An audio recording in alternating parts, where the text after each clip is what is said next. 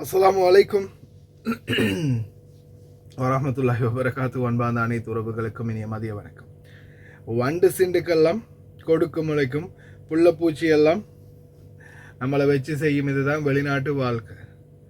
அன்பார்ந்த உறவுகளே, இப்போ எனக்கு ஒரு வீடியோ நிறைய பேர் ஷேர் பண்ணியிருந்தீங்க. ஒரு சிறுவனுடைய செயலை பற்றி பாருங்கள் என்ன மாதிரி பண்ணுறான் அப்படின்னு. பனிப்பெண்ணுக்கு, அதாவது இது வந்து இந்த இடத்துல நிற்கிறது ஒரு பனிப்பெண். ஒரு சிறுவன் வந்து அவங்களுக்கு கத்தியை வச்சு மிரட்டக்கூடிய காட்சி ஒன்று தான் நிறைய பேர் வந்து ஷேர் பண்ணியிருந்தாங்க. அதாவது இதில் முக்கியமான ஒரு விடயத்தை நான் உங்களுக்கு தெளிவுபடுத்தியே ஆகணும். இது வந்து ஜுஜுபி அப்படின்னு சொல்லலாம். இது சின்ன இந்த மாதிரி ஒன்று, அது வண்டு சிண்டு தான். ஆனால் வீட்டில் இருக்கக்கூடிய பெரியவங்க கூட இது மாதிரி மிரட்டுவாங்க. இது மட்டும் இல்லை, டிஷும் எல்லாம் வச்சு மிரட்டுவாங்க. அந்த மாதிரியான ஆதாரங்களோடைய நம்மள்ட்ட எல்லாம் நிறைய ஆதாரங்கள், நிறைய தொழிலாளர்கள் நம்மளுக்கு அனுப்பினது இன்னைக்கு வரைக்கும் இருக்குது. நிறைய பேருக்கு இந்த மாதிரியான மிரட்டல்கள், அச்சுறுத்தல்கள் தொடர்ந்துமே வீடுகளில் வேலை செய்யக்கூடிய தொழிலாளர்களுக்கு அது நடந்துக்கிட்டே தான் இருக்குது. ஆனால் இதில் முக்கியமான ஒரு விடயத்தை உங்களுக்கு நான் தெளிவுபடுத்துகிறேன். தயவு செய்து எக்காரணத்தை கொண்டு இந்த மாதிரி வீடியோக்களை சோஷியல் மீடியாக்களில் பதிவிடாதீங்க. உங்களுக்கு இந்த மாதிரி யாராவது ஏதாவது பண்ணினால் நீங்கள் ஒன்று ஏஜென்சி, அடுத்தது எம்பசிக்கு நீங்கள் வீடியோ அனுப்பலாம். ஏன்னா எம்பசி உங்களை தேடி வந்து காட்டி கொடுக்க போகிறது இல்லை. அது வந்து அமால மன்சிலியாக போட்டு ஏதாவது உங்களுக்கு உரிய நியாயத்தை பெற்றுக் கொடுக்க முயற்சி பண்ணுவாங்க. ஆனால் ஏஜென்ட்டுக்காரனுக்கு மட்டும் எக்காரணத்தை கொண்டு எதையும் அனுப்பாதீங்க. அதை நான் நல்லா தெளிவாக சொல்லிக்கொள்கிறேன். ஏஜென்ட்டுக்கு நீங்கள் அவங்களுடைய வாய்ஸோ அல்லது வீடியோவோ இல்லை உங்களுக்கு நடக்கக்கூடிய எதையாவது ஒன்றை நீங்கள் ரெக்கார்ட் பண்ணியிருந்தாலும் அந்த ஆதாரத்தை தயவு செய்து அனுப்பாதீங்க. தயவு செய்து எக்காரணத்தை கொண்டு அனுப்பாதீங்க. சொல்லுங்கள், நீங்கள் வாங்க, வேணா உங்களுக்கு காட்டுறேன், என்னைய முதல்ல வழியில் எடுங்க, இந்த இடத்த விட்டு எடுங்க, நான் உங்களுக்கு ஆதாரம் காட்டுறேன், வேறு இடம் மாற்றி போடுங்க, உங்களுக்கு நான் ஆதாரத்தை காட்டுறேன் என்ன காரணம் அப்படின்றது. ஆனால் தயவு செய்த காரணத்தை கொண்டும் அவங்களுக்கு உங்கள்கிட்ட இருக்கிற எவிடன்ஸ் அனுப்பாதீங்க. ஏன்னா சிலர் வந்து உங்களுக்கு அதை சாதகமாக பயன்படுத்தி உங்களை காப்பாற்றி விடுவாங்க. சிலர் வந்து இந்த பாருங்க, உங்கள் ஹவுஸ்மேட் இதை அனுப்பி வச்சிருக்கா, என்ன இப்படி பிரச்சனை அப்படின்னு அதுக்கப்புறமா இந்த மாதிரிலாம் வீடியோலாம் எடுத்து அனுப்புகிறாங்க, வெளியில் எங்கேயாவது அனுப்பிட போகிறாங்க, ஃபோனை பறித்து வைங்க அப்படின்னு சொல்லக்கூடிய சில கேவலமான பணத்துக்காக மலத்தையும் தின்னக்கூடிய சில வியாபாரிகள் இருக்கத்தான் செய்கிறாங்க. அதனால் தயவு செய்து எக்காரணத்தை கொண்டும் இந்த மாதிரி ஆதாரங்களை, வீடியோக்களை தயவு செய்து சோஷியல் மீடியாக்களில் வெளியிடாதீங்க. முதலாவது. ரெண்டாவது, ஏஜென்ட்டுகளுக்கு தயவு செய்து அனுப்பாதீங்க.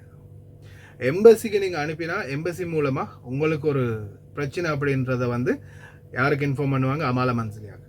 அமாலா தொழிலாளர் திணைக்களத்துக்கு இன்ஃபார்ம் பண்ணின பிறகு தொழிலாளர் திணைக்களத்தால் உங்களுடைய கஃபீலுக்கு வர சொல்லுவாங்க. அந்த நேரத்தில் அந்த ஆதாரத்தை ஒரு வேளை உங்கள் ஃபோனில் இல்லாட்டியும் எம்பசி அதை சப்மிட் பண்ணி உங்களுக்கான நியாயத்தை பெற்றுக் கொடுக்கலாம்.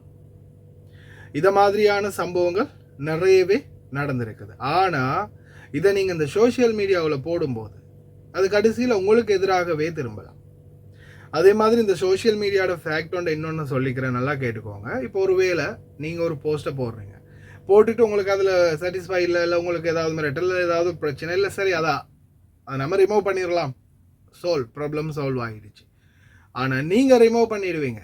ஆனால் இதை மாதிரி இன்னும் எத்தனையோ பேர் அதை இப்போ எனக்கு அனுப்பின வீடியோவில் நான் நினைக்கிறேன் கிட்டத்தட்ட ஒரு 10-15 பேர் வீடியோவை தான் அனுப்பினாங்க, லிங்க் இல்லை அனுப்பினது வீடியோ. அப்போது அதை டவுன்லோட் பண்ணி அவங்க எடுத்துட்டாங்க.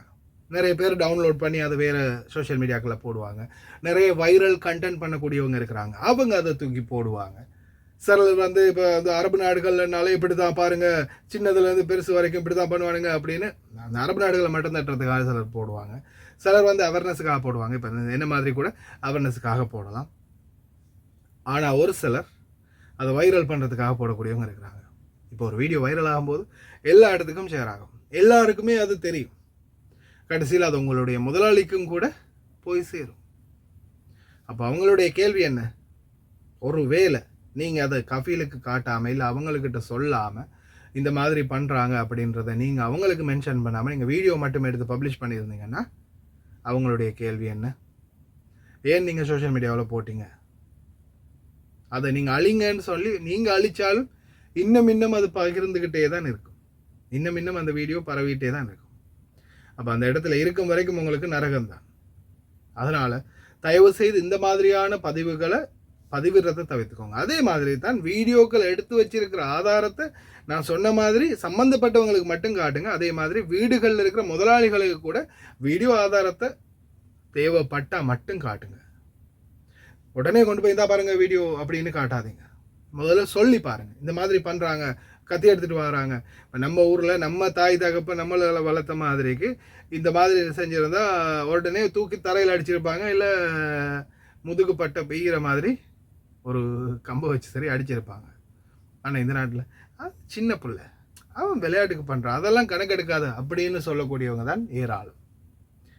இது இந்த சின்ன பசங்க மட்டும் இல்லை, பாபா மாமா பெரிய பெரிய பெரிய பசங்க அவங்களோடைய கூட இந்த மாதிரியான ஆபத்துகளோட வாழக்கூடிய இன்னும் எத்தனையோ பேர் இருக்கிறாங்க. அதனால தயவு செய்து உங்களுடைய பாதுகாப்பை உறுதி செய்யறதுக்காக நீங்க இந்த மாதிரியான விடயங்களை எடுத்தா சம்பந்தப்பட்ட அதிகாரிகளுக்கு மட்டும் ஷேர் பண்ணுங்க. இந்த மாதிரி சோஷியல் மீடியாக்களில் போட்டு உங்களுடைய லைஃப்பை நீங்களே ரிஸ்கில் வைக்காதீங்க. தயவு செய்து ரொம்ப கவனம். இந்த தகவல்களை முடிந்த வரைக்கும் தெரிந்த நண்பர்களுக்கும் ஷேர் பண்ணுங்க. கவனமாக இருங்க.